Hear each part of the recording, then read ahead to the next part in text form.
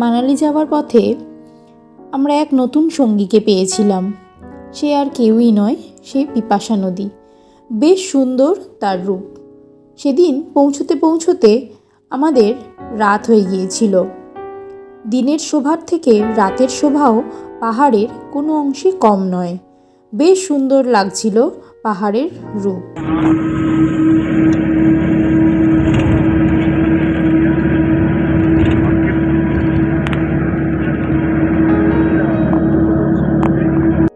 পরের দিনই আমরা বেরিয়ে পড়েছিলাম লোকাল সাইট সিনের জন্য।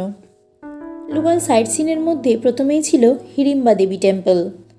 এর আশেপাশেও অনেক মন্দির ছিল, আমরা সেগুলো ঘুরলাম। তারপরে পাইন ফরেস্টে গিয়েছিলাম। পাইন ফরেস্টে বেশ কিছুক্ষণ সময় কাটিয়ে ফটো তুলে সবাই মিলে একসাথে গিয়েছিলাম কাছেই থাকা ক্লাব হাউস। ক্লাব হাউসও বেশ সুন্দর। এখানেই ছিল বিপাশা নদী।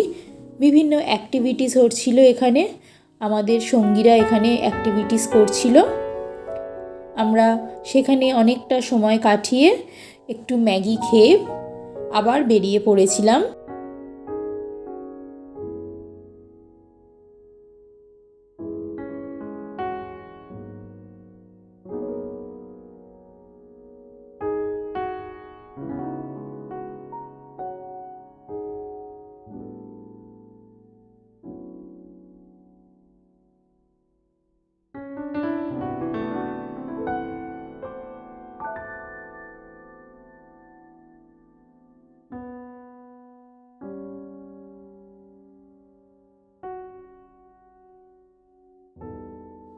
আমরা যোগিনী ফলসের উদ্দেশ্যে রওনা দিয়েছিলাম।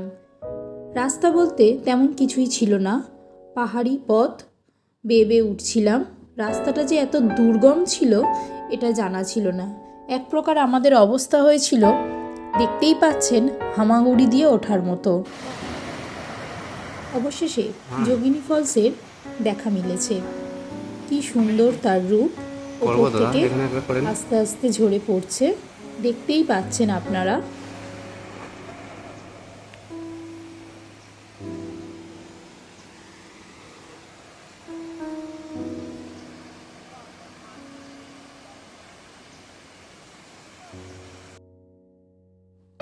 আমরা রোটাং পাশের দিকে যাচ্ছিলাম।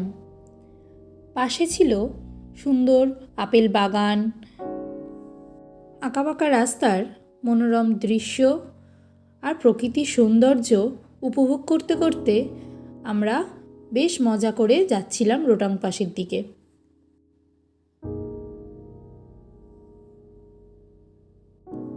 নভেম্বর মাসের প্রথমের দিকে তেমন একটা বরফ থাকে না, প্রথম একটা আস্তরণ পড়তে শুরু করে। আমরাও বরফের প্রথম আস্তরণটাই পেয়েছি, কিন্তু ওয়েদার ছিল একদম পরিষ্কার, সৌন্দর্য উপভোগ করার মতোই ওয়েদার।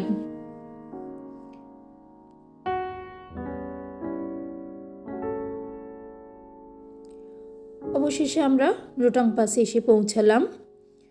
রোটাং পাসে এসে দাঁড়িয়ে আমরা কিছু কিছু ছবি তুললাম, নিজেদের মধ্যে মজা করছিলাম। আর রাস্তার দুধারে কিছু কিছু জায়গায় বেশ বরফ পেয়েছি, সেগুলো নিয়েও আমরা ছবি তুলেছি।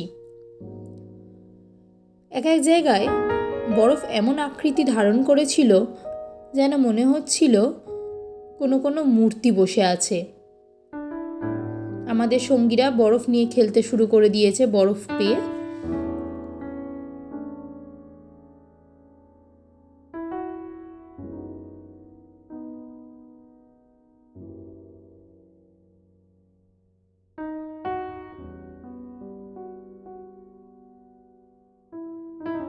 আমার বর তো বরফ নিয়ে খেলতে শুরু করেছে, দেখতেই পাচ্ছেন। তার মধ্যে আমি রাস্তার পাশে এক জায়গায় ম্যাগি হচ্ছিল, ম্যাগি খেতে শুরু করে দিয়েছি। সুন্দর সুন্দর গ্রুপ ফটো তুলেছি আমরা। আপেল বাগান দেখেছি, এটা একটা আপেল বাগানের ছবি। একটাই আপেল আমরা দেখতে পেয়েছি। প্রায় -4 ডিগ্রি টেম্পারেচার ছিল, এতটাই ঠান্ডা ছিল, বরফ হাতে লাগার সাথে সাথেই যেন হাত বরফ হয়ে যাচ্ছিল। এখন আমরা সেই বিখ্যাত অটল টানেলের মধ্যে আস্তে আস্তে প্রবেশ করলাম। এটা অটল টানেলের ভিতর দিয়ে আমরা এখন যাচ্ছি। এখানে অটল টানেলের স্পিড লিমিট দেওয়া রয়েছে।